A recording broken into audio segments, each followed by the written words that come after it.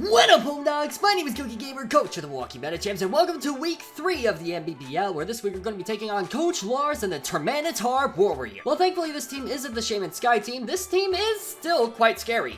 This team has the likes of Champao, Latios, Golden Go, Glamora, Alomomola, Entei, Gliscor, a Greymon that can turn into a Fairy Steel or Fighting type, a regular Shaman that can turn into a Grass, Flying, or Fire type, and finally a Kamala that can turn into a normal Ghost or Fairy type. While ironically we are still fighting a Lati and a Shaman form in this game, at the very least both will hopefully be a little bit easier to deal with, since Latios isn't as bulky as Latias, and Grounded Shaman isn't nearly as fast as Shaman Sky. That being said, we still have to deal with a number of threats like Champao, Golden Go, Glamora, and Gliscor, as all those Pokemon can either completely nuke my team or completely outstall it. With that being said, I'm still very excited about the team we're bringing, so let's go ahead and jump into the brief breakdown. For this game, we've got Chippers, Hazard Control, AV users, and even a special attacking nuke in Booster Speed Iron Moth. Combining max HP and max defense Terra Fairy Diancie with Light Screen, Hoopa and Archaludon as amazing AV users, and even Bulka plus substitute Palafin to surprise counter Alomomola. In my opinion, this is an extremely fun team that I'm really going to enjoy using. If you'd like a more detailed team breakdown, then consider checking out my Ko-fi page, where you'll find 8-minute team breakdowns for all of my battles, as well as receive access to battles early if you become a member. Any support that you're able to give is always immensely appreciated.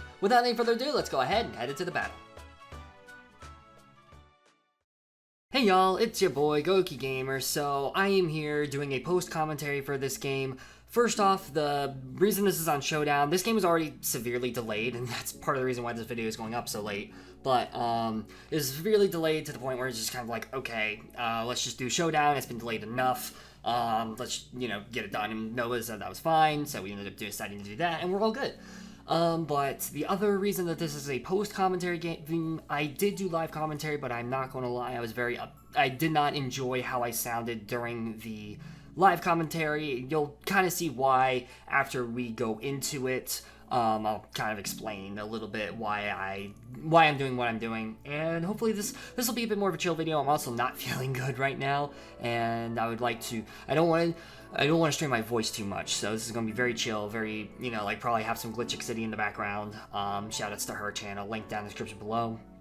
And, yeah, so, leading off, we see, also it's been like a week since I've seen this footage, so forgive me, but, we see Champao, Latios, Gliscor, Golden Go, Glamora, and Shaman. This is more or less the team that I expected. I was not surprised to see these Pokemon at all. So I believe here what I end up doing is I can't remember if I lead Champao or not here. I think I do. I don't want to skip too far ahead because this is Showdown. I do end up leading Palafin here, and I'm like, you know what? I was very surprised not to see a Alomomola. I remember now I was very surprised not to see a Alomomola because I thought for sure that was coming for a wall, but that also tells me like, okay, Champao's not Champao, the Shaman's probably the wall at this point. I do also think about going Gemstone and setting up rocks immediately, but I'm also like, well, Glamora is there. I think about setting up Light Screen, but I'm like, nah, I don't want to do that. So I'm like, okay, I'm gonna go, let's see here, I can't remember what I decided to lead off with. I spent a minute trying to decide the lead here, which is kind of funny. I go Hoopa Unbound, actually, because Hoopa Unbound just nukes everything. I can just hit everything super hard with something, and I really doubted that Champao was going to be the lead there. So I was like, okay, here I can just go for a Psychic Noise, prevent healing, and just, get some damage off. They can immediately go for rocks, and I'm like, okay, crap, that's annoying. We immediately get this off, and I'm like, okay, I'm just going to try to pick up the KO here in case this thing tries to set up spikes or toxic spikes. So I go for the Thunderbolt for the most neutral play because I really don't think Gliscor is coming in here. We just see Power Gem, does Diddly Squat, but that's honestly all this Glamora needed to do was set up those rocks. So a very big hole in my plan, I'll talk about in a second. We do see the Champao coming in here, and I'm like, crap, I don't have a switch in for Champao. Now, this is where I start, making not the best plays. I'm like, okay, crap, I'm gonna go into Fortress. The problem with this play, every single time I should have gone into Diancie. Diancie was built to take on Champao. Yes, I would have taken damage from rocks, but here I'm taking a lot of unnecessary damage on Fortress, and you'll soon see Crunch did way too much damage to me. I need this thing alive to get rid of the rocks for the rest of my team. Goldengo is there, though, as the ghost type, which means I can't Rapid Spin for free, which is very annoying on Fortress. Diancie would have taken a lot less damage from that Crunch, and I could have easily Draining Kissed that health back, or gone for a Light Screen, or gone for rocks on my own as the Goldengo switched in. The Diancie should have always 100% of the time been the switch there. So I definitely, immediately at this point in the game, I have thrown. Also, I apologize in advance. This game's not going to have a lot of editing in it. I think I almost go for a Thunder Wave here, but then I remember Golden Go's ability, and I'm like, I can't do that because Good as Gold prevents, like, status moves from taking effect, essentially. So I'm like, okay, I'm going to go for a spin to try to get rid of the rocks. Golden Go comes in. I should have always clicked Earthquake here. This is my second major mistake here. Yeah, so again, I should have gone into DNC every single time against Chien Pao. Yes, DNC would have taken the chip and stuff like that, but then if I predict the Golden Go, I go for Earth Power, Golden Go gets chipped a crap ton. Or I go for Light Screen, so that way I can switch in something else. So again, I'm playing this very badly right now, and it's definitely showing. This is part of the reason why I wanted to do the post commentary as well. Because at this point, I'm kind of realizing, like, oh crap, I kind of messed up here at this point. I do really like this team, but again, it is what it is. So I think about going into, like, my Iron Moth. I think about going into my Hoopa. I end up switching into Hoopa Unbound, and I'm like, crap. They read me like a book. They predicted me to swap. Man, imagine if I had clicked Pin Missile there. That would have been crazy, but obviously I didn't do that. So now I'm like, okay, crap. Well, nothing wants to switch on Chien Pao at this point, except for Diancie, which I'm like, do I even switch into Diancie at this point? I don't even know if I think about that at this point. I will fast forward just a tad if I can. Like, for some reason, I go into Archaludon. Again, I don't know why I did this. Sacred Sword. Why did I do this? Good question. I don't know. But again, this is why, you know, my live commentary just doesn't offer anything here. I'm just very hard throwing. They could have just picked up the KO easy there. I don't know why they, I guess they might have swapped out because they can't swap. But at this point, you know, it's just kind of like, well, there's no reason for me to try to keep Archaludon alive at this point. I'm just going to go for Dark Pulse, let this thing pick up the KO. Golden Go does pick up the KO with Shadow Ball, and I'm like, crap, this is not ideal. At this point, I go into Palafin because I'm like, I'm not going to be able to get Palafin in reliably anymore at this point. So, and then I double, I believe, I might double into Fizz, I might double into Fortress, I might double into Hawaiian Pizza. I think I'd go into Hawaiian Pizza here predicting a Shaman swap, or even if this stays in, I can still take the hit relatively well and then threaten it out with Fiery Dance. I'm also Booster Energy Speed for the Chien Pao. I end up going to Iron Moth to take a lot of damage here, which is unfortunate. We do get our speed boosted. We see Shadow Ball, critical hit. The critical hit very much sucks here, because if that crit didn't happen, then I wouldn't be in range of an Ice Shard from Chien Pao. But then they go into Latios here. I'm like, okay, this is fine. We also don't get this attack boost, which was really unfortunate here, because if we did, then I think a Bug Buzz would have KO'd this thing if we got the attack boost. So unfortunately, we go for Thunderbolt. We're getting punished by playing badly at this point. I threaten this thing out with a Throat Chop, but I also don't want to take too much damage. I could go into my Hoopa Unbound, which also doesn't take too much damage. I still have Gemstone in the back with full HP. At this point, I can't get my Fortress in safely at this point, so I actually decided to go into Palafin Hero. I can also KO this thing with a Jet Punch. I think that's what I end up clicking here. Either that or go for like a substitute predicting a swap. I think I just clicked Jet Punch here though because there's zero reason for me not to. And then I think they go into Shaman at this point. I'm going to fast forward a little bit because I don't think they let Latios go down. I also think about doing a swap with a little pop up there. And they do go into Shaman, as you saw. Here, yeah, we go into Shaman. I do predict the double, and I go into Fizz. I'm like, okay, we're getting back on the right foot here. I could go for Thunderbolt predicting the Chien Pao switch. I could go for a Future Sight to predict an attack. I just go for Future Sight. We see the baton pass into, I believe, Chien Pao at this point. No, it's going to be Latios, actually. And I'm like, okay, that's fine. I can go ahead and KO this thing with the Dark Pulse. I should have just gone for a Dark Pulse against the Shaman. That was a mistake on my end because this Latios would be dead. The reason that I shouldn't have gone for that here is because the Chien Pao could just come in and take the Future Sight for free, and then also just pick up another KO. At this point, Hoopa is useless. I should not have clicked Future Sight there. That was the worst move I could have clicked, because Chien Pao just picks up the KO here, and it's very unfortunate and very sad. So yeah, again, I'm not playing this game well at all. I believe it picks up a KO with Crunch. So now, again, I'm like, crap, what do I go into here? I'm kind of screwed. At this point, I finally wisen up, and I go into Diancie way too late at this point in the game. And I'm like, okay, I can set up rocks. They're not going to want to stay in versus me. I go for rocks. So I get that read right. Go for the rocks. We finally get rocks up of our own very late into the game. I Terrastalize here and go for Draining Kiss. I can go for a Light Screen here. I can try to go into Fortress, but that's really not going to do anything for me. So there's a couple things I could do here. I believe what I end up doing, I can't remember exactly, so I'm going to fast forward. We do go for the Draining Kiss as they set up a Swords Dance, as you can see by that +2 attack. And then they just go for Earthquake, and I realize, like, at this point, the game has been lost. basically. I mean, not exactly, but we do see that the glide score goes down, and I'm taking way too much damage on Gemstone here. Golden Go can come in for free, or the Shaman at this point. I need Gemstone alive for the rest of this team. I'm like, okay, how do I win the rest of this game? I don't know. I believe here I go into Bagpipe. I can't remember if I go into Bagpipes or if I go into Palafin here. Either way, you know, obviously it's, you know, all but over. I go into Fortress here. I go into Fortress. We take damage from the rocks. We go for the Make It Rain. I don't even think we live. We don't live. They lower the special attack. I think I go into my Palafin here, and I'm like, okay, I'm just going to go for the Throat Chop. The Shaman's probably going to come in, but that's fine.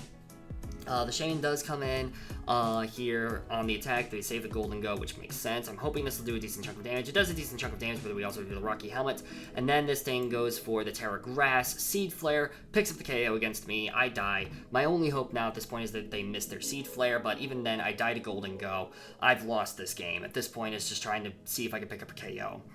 And I'll let the rest of this play out here as well while I kind of talk about my thought process. The reason I made this post commentary is because my live commentary, I contributed nothing, and ended up getting like not salty, but like upset at myself for how I played this game. And I was very negative about it, and I don't like being too negative on myself or talking about other players and their accomplishments as well. Because, you know, obviously, you know, like sometimes I might say something like, you know, oh, well, I would have won this game if this didn't happen, but also at the same time, or even if I might say something like, oh, I'm like, would have won this game if my opponent went for this move instead, because I could have countered with this move, you know, like there's things like that, or even if sometimes I blame it on external stuff, you know, kind of thing. And that's, I always try to catch myself when that happens, because I don't like it when other coaches do that. And even if it's true as well, right, you know, like there's been some games here where I've been distracted because of life. That's just a fact. I try not to use that as an excuse though, because, you know, every single time my opponents do a very good job at playing the game. Like in this game here, my opponent played extremely well and played to their outs. They played very, very well. I'll just let this go as a B-roll for fun. Why not? But yeah, so again, it's one of those things where it's like, I look at it and I'm, you know, this particular game, I was definitely more upset with how I played. Especially afterwards, I realized the fact, you know, like I had Diancie specifically for Chanpao. You know, and things like that. I could even use the excuse like, well, I prepped this team 2 weeks ago when we were supposed to have this game a week ago. Like, I could have used that as an excuse, but I try not to use those things as an excuse, even if they are true. Like, yes, I might have had a better idea of what my Pokemon's roles were, but I also could have kept notes, right? I could have kept notes about, like, this is what this Pokemon is meant for. This is what I do in this situation. I used to do that, and then I just kind of fell out of doing it because I was like, oh, I'll remember from this point on. And also, in particular for this one, I have been prepping for, like, 7 battles a week, a lot by this point, because I'm actually in a tournament. I had to stand in for a tournament at that's going on right now. That'll be going out eventually at some point when I can make the video for it. But I ended up being a replacement coach in a tournament, and I've been prepping a lot for a lot of different games. And then I've also overwhelmed myself too much at this point with other draft leagues as well. I wanted to be in the SPDA and the NBBL, you know, so I want to be in those 3 leagues, but I also still have the CMM and UPA divisions going on. But I was like, okay, you know, like the overlap might last for a week or 2, but that's fine. It's lasted for way longer than I anticipated it would. So, and especially because I'm going into some very busy times. This week is actually kind of one of the easier weeks for me in terms of work, but also I'm sick currently, so, you know, that's not helping either. But yeah, I'm kind of rambling on at this point. Hopefully my games will get a little bit better. By this point, I have played my UPA Week 7 game. I won't say the results of the battle, but I will go ahead and say we are out of playoffs, so that'll be off the plate for me for a while. The CMM quarterfinals video will be going up on Saturday. Be looking forward to that. And then, let's see, NBBL Week 4, I'll figure that whenever that goes up. I think I'm going to do that on Friday, SPDA Master Ball on Thursday, and then my Luxury Ball on Sunday. I think that's kind of what I'm leaning towards. But, yeah. So, again, thank you all so much for watching this video. I hope you guys enjoyed, and I hope you guys understand kind of why I decided to do this video in this way. Yeah, again, you know, it's like, I also want to clarify as well that if people are salty about something, that's completely fine, right? Like RNG sucks sometimes, and it's like sometimes, it's true. It's like if this didn't happen, then I would have won the game, kind of thing. There was a game recently that I played where it was like if I landed a hurricane, I won 5-0, and I ended up getting swept 0-5. But, again, it's just one of those things where things like that will happen in Pokemon, and you're allowed to be, sad that things didn't go your way. But I always personally try to not use that as an excuse in the game. And I also want to emphasize as well that regardless of RNG, I will always applaud my opponents for how they play their game or how they prepped. Because, again, say what you want about anything that, happened, but they won the game. So, like they won the game, and you have to respect that. So I also say that as well, in case anybody's watching, that's my recommendation. That's my lesson for the youth, as I say. I never say that. But, always try to be a good sport about everything. Again, like, this live commentary just didn't offer anything for me because I played this game badly, and my opponent played it stellarly. But I'm rambling on for a little bit, so I'll go ahead and start wrapping things up here. But yeah, so just take that as lessons to learn for the thing. And yeah, I think that's pretty much it. So thank you all so much for watching. GG's to my opponent once again. Their channel will be linked down in the description below, as well as their side of the battle if they do decide to upload it, which I don't know if they will, but if they do, I don't even know if they upload, but if they do, it'll be linked down in the description below. And be looking forward to some more games coming out really soon. Thank you all so much for watching. I really hope y'all enjoyed, and I'll see you soon in the next video. Peace out, mates!